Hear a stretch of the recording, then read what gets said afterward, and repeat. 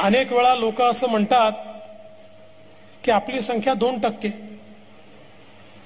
2%ने काय होणार आहे? त्यास मी त्यांना सांगतो की 2% साखरच दुधाला गोड करते.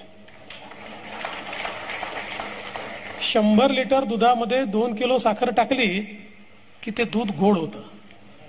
आणि आपलं ब्राह्मण म्हणून काम हेच आहे की हा जो समाज आहे या समाजामध्ये साखरेसारखं मिसळून समाजाला गोड कसं करता येईल.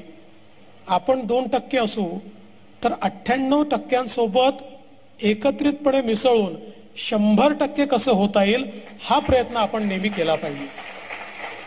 आणि म्हणून ही जी काही एक विचारांचं देणं आपल्याला मिळालं आहे, विचारांची प्रगल्भता आपल्याला मिळालेली आहे, ही समाजाच्या उपयोगात कशी आणता येईल